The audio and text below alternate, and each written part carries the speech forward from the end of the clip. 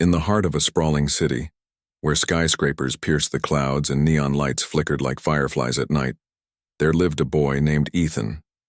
He was only 12 years old, but his eyes carried the weight of someone much older. Ethan had no home to call his own, no warm bed to sleep in, no table laden with food, and certainly no family waiting for him after a long day. His life unfolded on the cold, hard streets, amidst the hum of traffic and the endless chatter of strangers who rarely noticed him. Ethan's days were predictable yet unpredictable all at once. Every morning he woke up under the shadow of a crumbling bridge that served as his makeshift shelter. The concrete walls dripped with moisture and the air smelled faintly of rust and decay. But this spot was his sanctuary, a place where he could hide from prying eyes during the darkest hours of the night. Each day began with a simple goal: survival. The first order of business was always finding something to eat. Hunger gnawed at Ethan constantly, a relentless ache in his stomach that never fully went away. He scavenged through trash bins behind restaurants, hoping to find scraps of leftover meals. Sometimes he struck gold: an uneaten sandwich wrapped in paper, a half-eaten burger still warm from the grill, or even a bruised apple tossed aside carelessly. Other times, he came up empty-handed, forced to wander aimlessly until luck favored him again. Despite his hardships, Ethan wasn't bitter.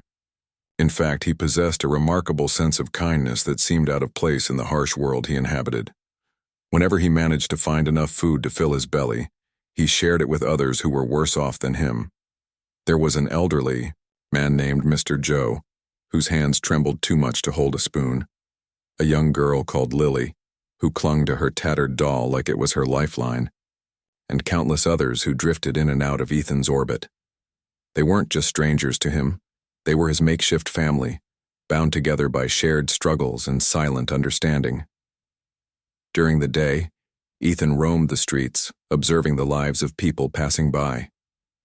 He watched businessmen in sharp suits rushing to meetings, mothers pushing strollers while chatting on their phones, and teenagers laughing as they sipped coffee from trendy cafes. These glimpses into another world fascinated him. It was almost like watching a movie, one filled with color, warmth, and possibilities he could scarcely imagine. Yet Ethan knew he didn't belong in that world. To those people he was invisible, a ghost haunting the edges of their reality. As winter approached, the nights grew colder, biting through Ethan's thin jacket and making his bones ache. He huddled under layers of discarded cardboard, trying to trap what little heat he could. Sleep came fitfully, interrupted by dreams of a life he'd never known. In those fleeting moments between wakefulness and slumber, Ethan imagined what it might feel like to have parents who tucked him in at night, kissed his forehead, and told him everything would be okay.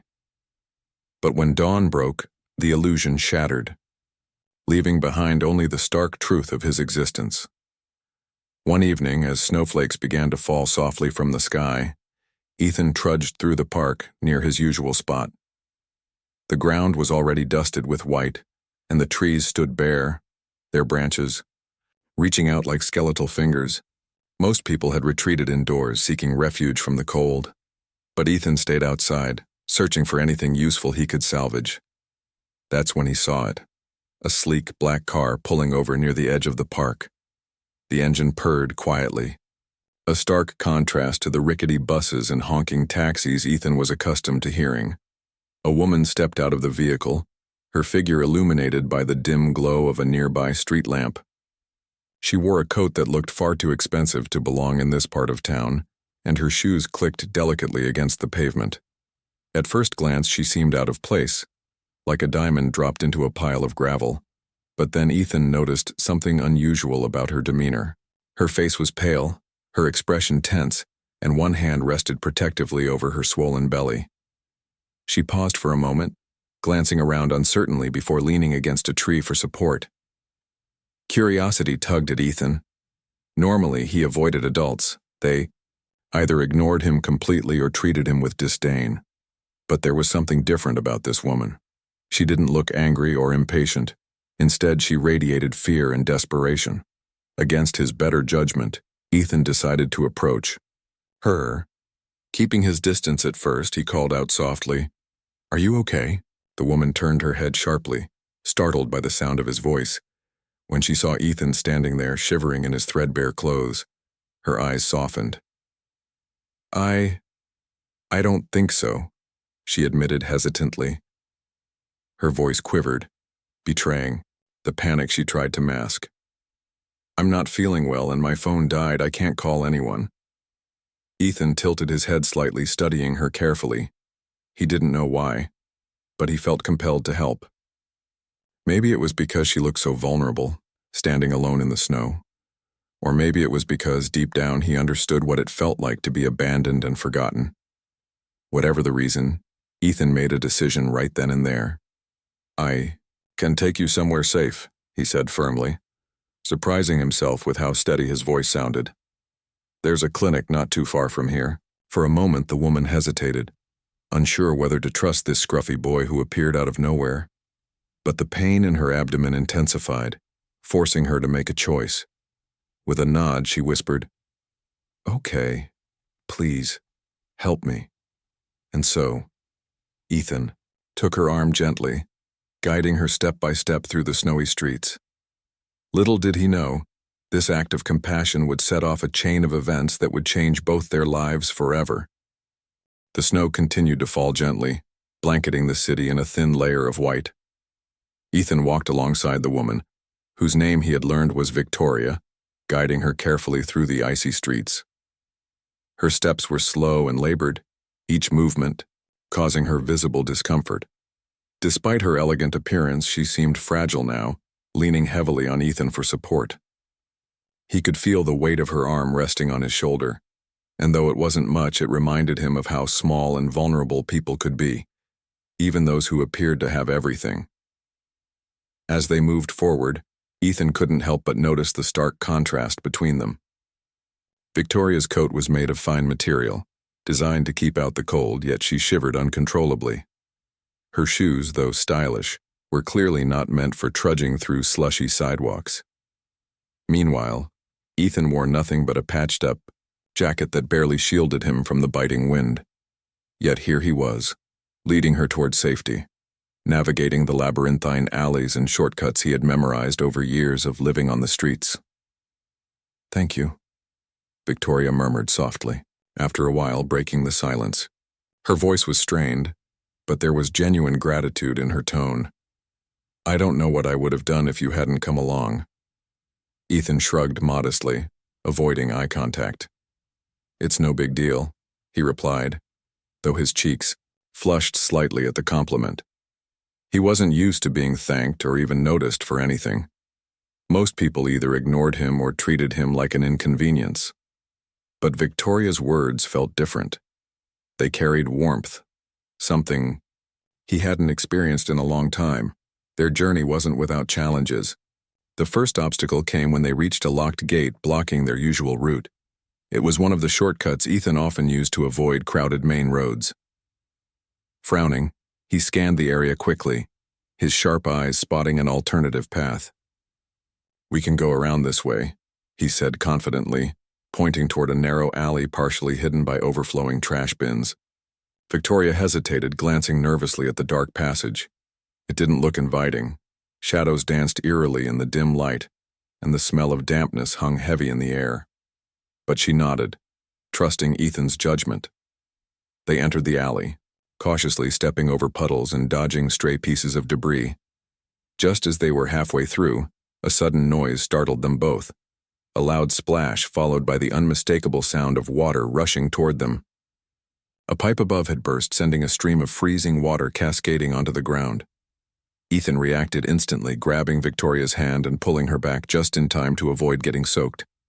His quick reflexes saved them from slipping on the slick surface. But the detour added precious minutes to their already tense journey. By now, Victoria's condition was worsening. She winced frequently, clutching her stomach with increasing urgency. "It's okay," Ethan reassured her, though his own heart raced with worry. He knew they needed to hurry, but he also understood that rushing too much might make things worse. Instead, he focused on keeping his voice calm and steady. offering words of encouragement whenever she faltered. "We're almost there," he told her, even though he wasn't entirely sure himself. The clinic he had mentioned earlier was still a good distance away, tucked deep within a quieter part of the city. Normally, Ethan would have taken these routes effortlessly, weaving through the urban maze with ease. But tonight, every step felt heavier, every moment stretched longer than usual. Just as they rounded another corner, a new challenge emerged. A stray dog emerged from the shadows, its fur matted and its ribs visible beneath its skin. Its growl echoed menacingly in the empty street, sending chills down Victoria's spine. Instinctively, she stepped back, fear flashing across her face. Ethan, however, stood his ground. He had encountered plenty of stray dogs before and knew how to handle them. Slowly, he bent down and picked up a stick lying nearby, waving it gently to distract the animal. "Stay calm," he instructed Victoria quietly, his voice firm despite the tension in the air. "He's just scared. Don't make any sudden moves." The dog barked once more, its teeth bared, but Ethan's steady demeanor seemed to work. After a few moments of standoff, the dog retreated into the darkness, disappearing as quickly as it had appeared. Victoria let out a shaky breath, relief washing over her features. "You're amazing," she whispered, looking at Ethan with newfound admiration. "How do you stay so calm?" Ethan smiled faintly, shrugging off the praise. "You get used to stuff like this when you live on the streets," he replied simply. There was no bitterness in his tone, only matter-of-fact honesty. For Ethan, these kinds of situations were a regular part of life. Navigating obstacles, staying alert, and finding solutions under pressure were skills he had honed out of necessity. Finally, after what felt like an eternity, they arrived at the clinic. It was a modest building, its windows glowing faintly in the night. A sign outside read, "Open 24 hours," offering a glimmer of hope. Ethan wasted no time. He rushed inside, shouting for help until a nurse appeared, alarmed by the commotion. Within moments, a stretcher was brought out and Victoria was carefully lifted onto it. Her breathing was shallow, her face pale, but she managed a weak smile as she looked at Ethan. "I'll never forget this," she said weakly, her voice barely audible. Ethan nodded, unsure of how to respond. He watched as she was wheeled inside, the doors closing behind her. Only then did he realize how exhausted he was. His legs ached, his hands trembled from the cold, and his mind buzzed with a mix of emotions: relief, worry, and a strange sense of pride. Standing alone in the quiet street, Ethan wrapped his arms around himself, trying to ward off the chill. He didn't know what would happen next. Would Victoria be okay? Would her family come looking for her? And what about him? Would anyone even care that he had played such a crucial role in saving her? As he turned to leave, a single thought lingered in his mind. Maybe someone will notice me this time. The clinic buzzed with activity as nurses and doctors rushed to attend to Victoria. Ethan lingered outside for a while, unsure of what to do next. He had done his part, guiding her safely to help. But now he felt like an outsider again. A boy who didn't quite belong in this world of urgency and care. Still, curiosity tugged at him. He wanted to know if she was going to be okay. After all, he had risked so much to get her here. Peering through the glass doors, Ethan watched as medical staff surrounded Victoria, their movements quick but precise. Machines beeped softly, and the muffled sound of hurried voices reached his ears. The sight of it all made him feel small and insignificant, yet also strangely proud.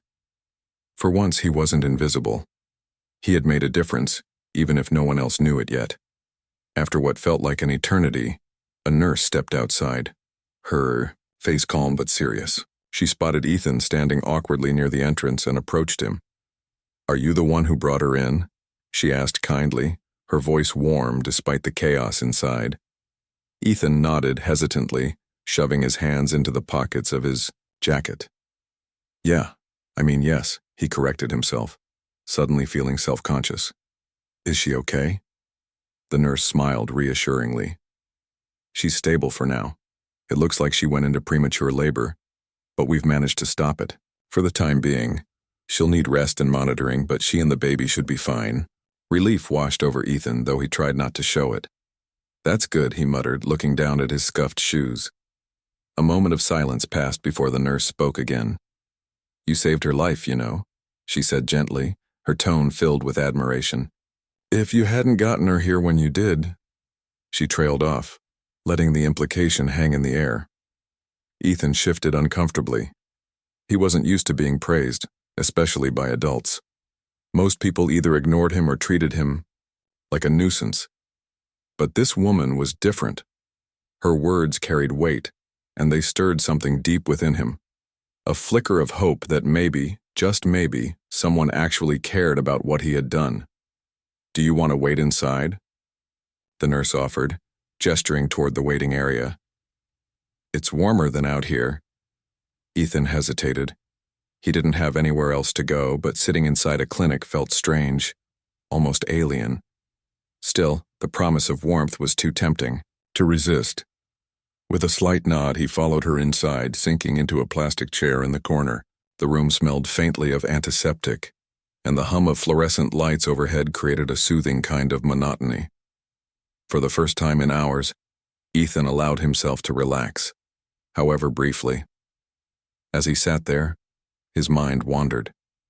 He thought about Victoria, the way she had leaned on him, trusting him completely despite barely knowing him.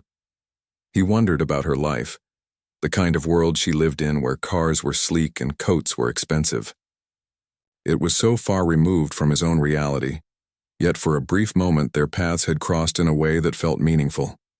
Hours passed, and eventually, a tall man in an impeccably tailored suit burst through the clinic doors. His face was pale, his eyes wild with worry. Ethan recognized him immediately from the news stories he sometimes caught glimpses of on TV screens and shop windows. This was Charles Hartman, the billionaire businessman whose name seemed to pop up everywhere. And judging by the frantic way he scanned the room, he was clearly Victoria's husband. When Charles saw the nurse, he hurried over, bombarding her with questions. Where is she? Is she okay? The baby? Is the baby all right? The nurse calmly explained the situation, assuring him that both Victoria and the unborn child were stable. As Charles listened, his shoulders visibly relaxed, though his expression remained tense. Then, as if sensing someone watching him, he turned his head and locked eyes with Ethan. For a moment, neither of them spoke. Charles studied the boy sitting quietly in the corner, his worn clothes, his dirt-streaked face, his tired eyes that seemed older than they should be. There was something about Ethan that caught his attention, something unspoken, yet profound. Finally, Charles walked over, crouching, down to meet Ethan at eye level. Were you the one who helped my wife? He asked, his voice low but steady. Ethan nodded slowly, unsure of how to respond. He wasn't intimidated exactly, but meeting someone as powerful as Charles Hartman was intimidating in its own right. I took her to the clinic, he mumbled, shrugging as if it wasn't a big deal. Charles stared at him for a long moment, his expression unreadable. Then, without warning, he extended his hand. Thank you, he said simply, his voice thick with emotion. You saved my family tonight. Ethan blinked in surprise, staring at the offered hand as if it were foreign to him. No adult had ever thanked him like this before. Not sincerely, not with genuine gratitude. Tentatively, he reached out and shook Charles's hand. The gesture, feeling oddly formal yet incredibly significant. Word spread quickly after that. Nurses whispered among themselves about the homeless boy who had rescued a millionaire's pregnant wife. Someone must have called the media because soon enough reporters began arriving at the clinic, cameras flashing and microphones thrust forward. Ethan found himself at the center of attention, a position he was entirely unprepared for. At first, he tried to avoid them, shrinking back into the shadows whenever a camera lens swung his way. But Charles intervened, stepping protectively beside him. Let him speak if he wants to, he told the reporters firmly. But don't pressure him. When the inevitable questions came, What made you help her? How does it feel to save a life? What do you plan to do next? Ethan answered honestly, his responses simple but heartfelt. I didn't think about it, he admitted. I just knew I had to help. His humility struck a chord with everyone present. Here was a boy who had nothing, yet he had risked everything to aid a stranger in need. It was a story that resonated deeply, capturing the hearts of those who heard it. Even the hardened reporters softened, their usual skepticism replaced by awe. By the time dawn broke, the clinic had quieted down. Victoria was resting comfortably, and Charles insisted on driving Ethan back to wherever he needed to go. Ethan hesitated, unused to such generosity. I can walk, he said quietly, glancing at the luxurious car parked outside. No, you can't, Charles replied firmly, opening the passenger door. Get in. Reluctantly, Ethan climbed inside, the leather seat cool against his skin. As the car glided smoothly through the streets, he gazed out the window, marveling at the city waking up around him. For the first time in years, he didn't feel invisible. People were noticing him, not because he was in their way or asking for scraps, but because he had done something extraordinary. When they arrived at the bridge where Ethan usually slept, Charles turned to him, his expression thoughtful. We'll talk more later, he promised. But for now, thank you. From the bottom of my heart. Ethan nodded, stepping out of the car and watching as it disappeared into the distance. Despite the chill in the air, he felt a warmth spreading through him, a spark of hope ignited by the events of the night. Little did he know, this was only the beginning of a journey that would change his life forever. The days following Victoria's rescue passed in a blur for Ethan. News of his heroic act spread like wildfire, and soon enough, he became the talk of the town. Reporters camped out near the bridge where he lived, hoping to catch another glimpse of the homeless hero. Strangers stopped him on the street, offering kind words or small gifts, a warm meal, a blanket, even a few coins.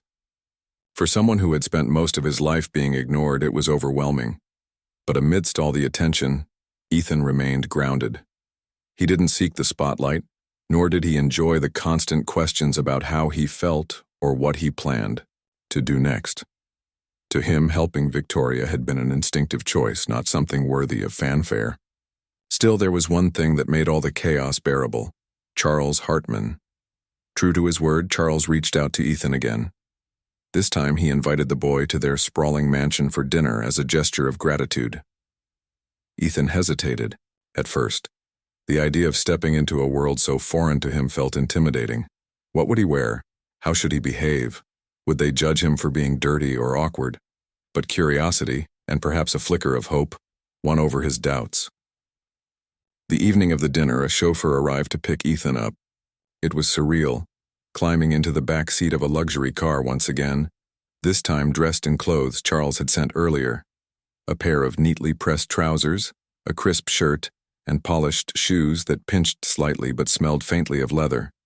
As the car wound its way through the city and toward the outskirts, Ethan stared out the window, taking in the transformation of his surroundings. The crowded streets gave way to wide open spaces, manicured lawns, and towering iron gates leading to estates that looked more like castles than homes. When they finally arrived at the Hartman's mansion, Ethan's breath caught in his throat. The house was breathtaking. A grand structure with sweeping columns, sparkling chandeliers visible through the windows, and gardens that seemed to stretch endlessly. A uniformed staff member greeted him at the door, ushering him inside with practiced politeness. Every detail screamed wealth and privilege, from the marble floors beneath his feet to the golden accents adorning the walls. Charles and Victoria were waiting in the living room when Ethan entered. Victoria looked much better now, her face glowing with health and happiness. She smiled warmly at him, her eyes shining with gratitude. "Ethan," she said softly, rising from her seat to greet him. "Thank you for coming." Ethereal music played faintly in the background as they sat down to eat. The dining table was set with fine china, gleaming silverware, and crystal glasses filled with sparkling water. Servers moved quietly around the room, placing dishes before them that Ethan couldn't have dreamed of just days ago. roasted chicken, glazed with honey, creamy mashed potatoes, steamed vegetables drizzled with butter, and desserts so delicate they looked almost too beautiful to touch. Throughout the meal, Charles and Victoria tried to make conversation, asking Ethan about his life and interests. At first, he struggled to respond, unused to talking about himself in such a setting. But as the evening wore on, he began to open up, sharing snippets of his story, the loneliness of sleeping under the bridge, the kindness of other homeless children he befriended, and the little joys he found in everyday moments, like watching the sunrise or sharing a sandwich with someone in need. What surprised Ethan most was how genuinely interested the Hartmans seemed. They weren't just going through the motions, they truly wanted to understand him. Victoria spoke of her own fears during the night of her rescue, admitting that she had doubted anyone would come to her aid. "You gave me hope when I thought I was alone," she said, her voice trembling slightly. "I'll never forget that." As dessert was served, a rich chocolate cake topped with fresh berries, Charles leaned forward, his expression serious yet kind. "Ethan, we can't thank you enough for what you did. You saved my wife and our unborn child. We want to repay you in any way we can. Name anything, and it's yours." The room fell silent. All eyes turned to Ethan, waiting for his response. He froze, unsure of what to say. In truth, he hadn't expected this moment. Part of him wanted to decline politely, to insist that he didn't need anything. But another part, the part that had spent years longing for stability, warmth, and love, ached to ask for something impossible. I don't know," Ethan stammered, looking down at his hands. His mind raced with possibilities. Money, clothes, a place to stay temporarily. None of those things felt right. They weren't what he truly craved deep down. Victoria noticed his hesitation and reached across the table to gently squeeze his hand. "Take your time," she encouraged. "There's no rush." For the rest of the evening, the conversation shifted to lighter topics. Ethan learned more about the Hartmans, their businesses, their travels, and their excitement about becoming parents. Despite their vastly different lives, he found himself connecting with them in ways he hadn't anticipated. By the end of the night, he realized something important. This family wasn't just grateful to him, they genuinely cared about him. When it was time to leave, Charles walked Ethan to the door. "Think about what you'd like," he said gently. "Whatever it is, we'll make it happen." As Ethan climbed back into the car, his thoughts were a whirlwind. He had seen glimpses of a world he never imagined belonging to, a world of comfort and security. Yet what stayed with him most wasn't the opulence of the mansion or the delicious food. It was the warmth in Victoria's smile and the sincerity in Charles's voice. For the first time in years, Ethan allowed himself to dream of something bigger, something he had long buried beneath layers of hardship and survival. And deep down, he already knew what he wanted. It wasn't money or material things. It was something far more precious, a family. The next few days were a whirlwind for Ethan. He couldn't stop thinking about the Hartmans' offer. "Name anything, and it's yours." Those words echoed in his mind like a promise too good to be true. At first, he tried to push the thought away, telling himself not to get his hopes up. After all, people like the Hartmans lived in a completely different world from him. What could they possibly understand about the deep longing that had haunted him for years? But the more he thought about it, the clearer it became. This was his chance. Not just to escape the cold streets or have enough food to eat, but to belong somewhere, to have a family. The idea felt both terrifying and exhilarating, like standing on the edge of a cliff, unsure whether to jump into the unknown or retreat to the safety of what he knew. Finally, after much deliberation, Ethan decided to take the risk. He called the number Charles had given him, his heart pounding as he waited for someone to answer. When Charles picked up, his voice was warm and welcoming, as if he'd been expecting Ethan's call. "Hello, Ethan," he said. "How are you?" "I'm okay," Ethan replied, fumbling over his words. "I've been thinking about what you said, about repaying me. Yes? Charles prompted, his tone encouraging. Ethan took a deep breath, steadying himself. I don't want money or fancy things, he began, his voice soft but firm. What I really want is a family. There was a pause on the other end of the line, long enough to make Ethan wonder if he'd made a mistake. Had he asked for too much? Was it presumptuous to even suggest such a thing? But then Charles spoke, his voice thick with emotion. Ethan, are you saying you'd like us to adopt you? Ethan swallowed hard, nodding even though Charles couldn't see him. Yes, he whispered, if that's okay with you and Mrs. Hartman. Charles didn't respond immediately. Instead, he put Ethan on hold for a moment, presumably to talk to Victoria. When he came back on the line, his voice was filled with determination. Ethan, we'll need to discuss this properly and go through the necessary steps, but I can tell you right now, we would be honored to welcome you into our family.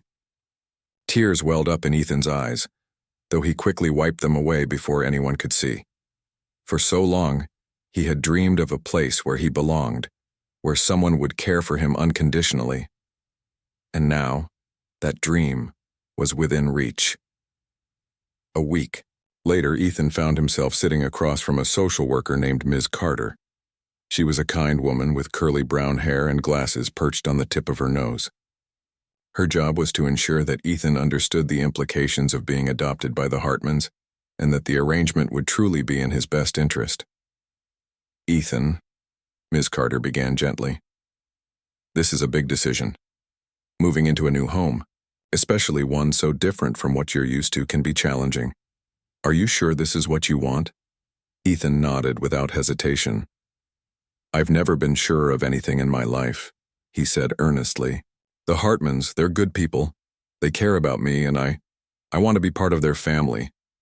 Ms. Carter smiled, jotting down notes on her clipboard.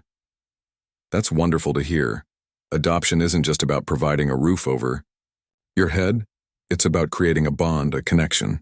Do you feel like you already have that with them? Ethan thought for a moment before answering. Yeah, he said finally. Even though I barely know them, they've done so much for me already. They listen to me. They treat me like I matter. That's more than anyone else has ever done. Satisfied with his answers, Ms. Carter moved on to explain the legal process. There would be paperwork, interviews, and meetings to ensure everything was handled properly. It wouldn't happen overnight, but if all went well, Ethan could officially become part of the Hartman family within a few months. As the meeting drew to a close, Ms. Carter placed a reassuring hand on Ethan's shoulder. You're a remarkable young man, Ethan. Not many people would show the courage and selflessness you've shown. I think you're going to thrive in this new chapter of your life. Ethan thanked her, feeling a mix of excitement and nervousness. Thriving sounded nice, but he knew it wouldn't be easy.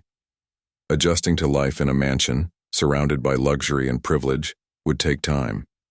He worried about fitting in, about making mistakes, about disappointing the Hartmans. But deep down, he also knew that love and patience could overcome any obstacle. When Ethan returned to the Hartmans' home later that day, Victoria greeted him with open arms. She had prepared a cozy guest room for him. Complete years-old paintings adorned the walls and books-lined shelves along one side. A plush bed sat in the center, its covers neatly folded and topped with fresh pillows. It was nothing like the cardboard mats he used to sleep on under the bridge, and for a moment Ethan felt overwhelmed by the stark contrast. This is your space now, Victoria said softly, noticing his hesitation. We want you to feel comfortable here. If there's anything you'd like to change, just let us know. Ethan shook his head, unable to find the words to express how grateful he felt. Instead, he gave her a small smile and murmured, It's perfect. Over the following weeks, Ethan slowly began adapting to his new life. Charles and Victoria introduced him to routines he had never experienced before. Family dinners, movie nights, and weekend outings to parks and museums. They enrolled him in a private school, where he struggled at first, but eventually found his footing. Teachers marveled at his resilience, while classmates warmed up to his quiet charm. Of course, there were challenges. Ethan often felt out of place, unsure of how to navigate the complexities of wealth and privilege. He missed the simplicity of his old life, where survival was the only goal. Sometimes memories of the streets crept into his dreams, reminding him of who he once was. But every time doubt crept in, Charles and Victoria reassured him that he belonged. "You're not alone anymore," Victoria told him one evening, as they sat together in the living room. "We're here for you, no matter what." Her words brought tears to Ethan's eyes, but this time he didn't try to hide them. For the first time in his life, he allowed himself to believe that he truly had a family. A real, loving family who accepted him for exactly who he was. By the time the adoption papers were finalized, Ethan had settled into his new role as a Hartman. The ceremony itself was simple yet meaningful, held in a courtroom with Charles, Victoria, and Ms. Carter present. As the judge declared Ethan officially part of the Hartman family, Victoria reached over and squeezed his hand tightly. Tears streamed down her face, mirroring Ethan's own emotions. Later that evening, the Hartmans threw a small celebration at home. Friends and extended family members gathered to welcome Ethan, showering him with hugs and congratulations. For once, Ethan didn't feel invisible. He felt seen and loved in a way he had always dreamed of. As fireworks lit up the night sky outside, Ethan stood beside Charles and Victoria, gazing up at the bursts of color. In that moment, he realized something profound. His life hadn't just changed. It had transformed. From a boy with nothing, he had become part of something extraordinary. And though the journey ahead wouldn't always be easy, he knew he wouldn't have to face it alone. Life as a Hartman wasn't perfect, but it was more than Ethan had ever dared to hope for.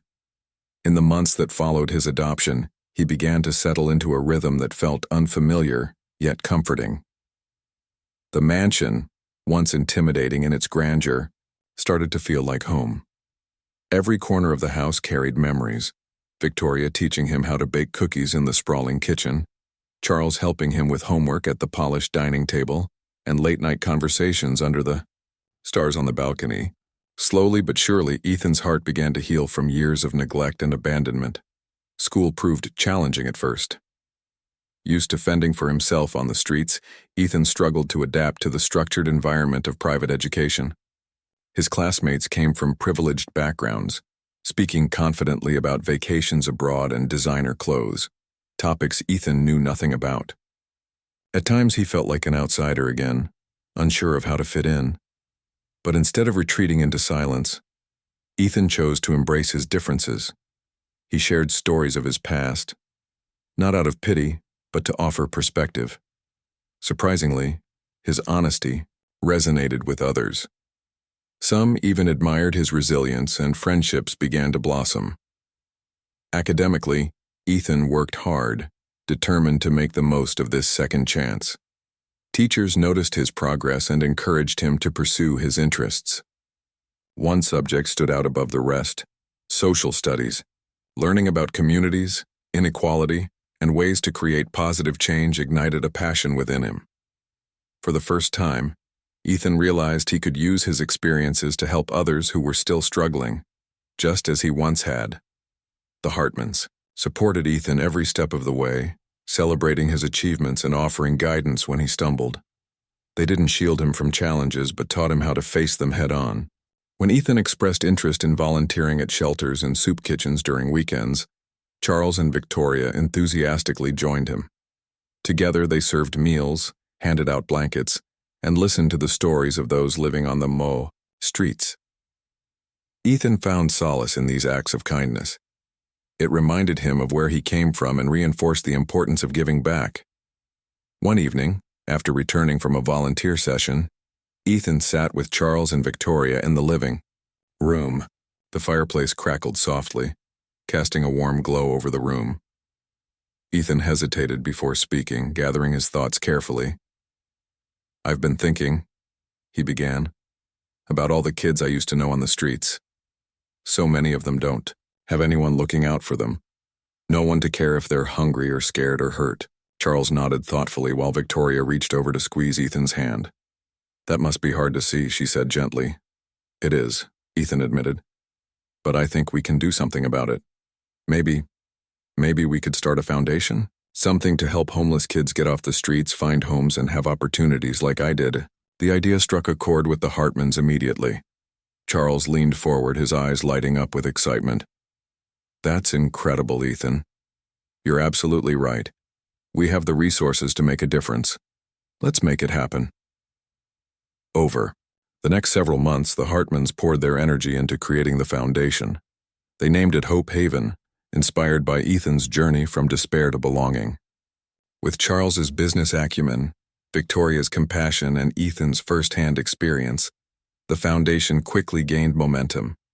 They partnered with local organizations, raised funds through charity events, and launched programs aimed at providing shelter, education, and mentorship to homeless children. Ethan became the face of Hope Haven, sharing his story at conferences and fundraisers. Though public speaking initially terrified him, he grew more confident each time he spoke. He realized that his voice mattered, that it could inspire others to take action. People listened because his words weren't just empty platitudes. They were rooted in truth and vulnerability. As the years passed, Ethan flourished. He graduated high school at the top of his class and earned a scholarship to study social work in college. His dream was clear: to dedicate his life to helping children like him break free from the cycle of poverty and homelessness. The Hartmans cheered him on every step of the way, proud of the young man he had become. During his college years, Ethan continued working closely with Hope Haven. Under his leadership, the foundation expanded its reach, opening centers in multiple cities and touching countless lives. Former street kids found stable homes, pursued careers, and rebuilt their futures, all thanks to Ethan's vision and determination. What started as a simple act of kindness had grown into a movement that transformed entire communities. Despite his success, Ethan never forgot his roots. On quiet evenings, he would visit the bridge where he once slept, reflecting on how far he'd come. It wasn't just his own strength that had brought him here. It was the kindness of strangers, the love of a family, and the belief that even the smallest actions could spark monumental change. Years later, Ethan stood on a stage, accepting an award for humanitarian work. Cameras flashed and applause echoed around him as he accepted the trophy. But instead of focusing on his accomplishments, he turned his attention to the audience. "This isn't my victory," he said, his voice steady and sincere. "It belongs to everyone who believed in me when I couldn't believe in myself, to the Hartmans who gave me a home and a purpose, to the friends I made on the streets whose courage inspired me to keep going. And to anyone listening tonight, if you see someone in need, don't look away. One act of kindness can change a life forever." The crowd erupted into cheers, but Ethan's mind drifted back to that snowy night years ago, the night he met Victoria and chose to help her. He smiled, knowing that everything he had achieved stemmed from that single moment of compassion. As he stepped off the stage, Charles and Victoria greeted him with open arms. Their embrace was filled with pride, love, and gratitude, not just for what Ethan had done, but for the bond they had built together. In that moment, Ethan knew he had finally found what he had always longed for: a place to belong, a family to call his own, and a legacy of hope that would endure for generations to come.